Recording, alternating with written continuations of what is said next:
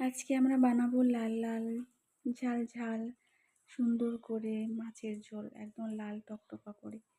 তো বন্ধুরা, চলো তোমরা দেখতে থাকো। আজকে আমরা পুকুরে একটা মাছ ধরেছি আমাদের, যেটা হলো 1 কেজি থেকে 1.5 কেজি হবে। আর এটা মাছটা মা সুন্দর করে এটা পিস করবে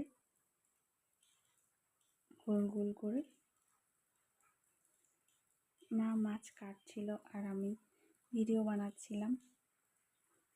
তো এরকম বাড়ির মাছ খেতে কার কার ভালো লাগে, একদম টাটকা বাড়ির পুকুরের মাছ। এমন করে সুন্দর করে গোল গোল করে মাছটা পিস করে নেব।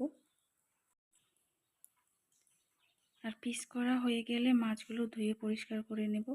তারপর এখানে মশলা করা হয়েছে মাছের জন্য, আর মাছগুলো সুন্দর করে ভাজা হয়ে গেছে কড়কড়া করে। আর এগুলা মাছের মাথা, খেতে দারুণ লাগে। তারপরে ফোড়ন দিয়ে দিয়েছি, মানে গরম গোটা জিরে মশলা দিয়েছি একটু। তারপরে মশলাটা এখানে দিয়ে দিয়েছি। এখানে মশলার মধ্যে সব কিছুই দেওয়া হয়েছে, শুকনো লঙ্কার পেস্ট আছে, তারপরে আদা বাটা, রসুন বাটা, পেঁয়াজ বাটা সবগুলোই একসাথে মিক্স করে দিয়েছি। লবণ, হলুদ সব কিছু দিয়ে দিয়েছি। এটা মশলাটা অনেকক্ষণ ধরে আমরা কষিয়ে নেব।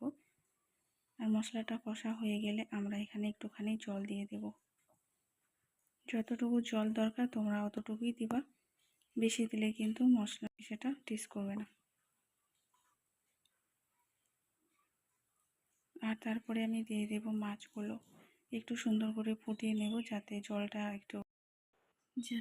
একটু মাছের সাথে সুন্দর করে মিক্স হয়, আর কি সেন্ট বের হয়। তো মাছটা আর জলটা একদম পুরোপুরি ফুটে গেছে। তো মাছটা আমার কিন্তু কমপ্লিট হয়ে গেছে, আমি এখন উঠিয়ে নেব।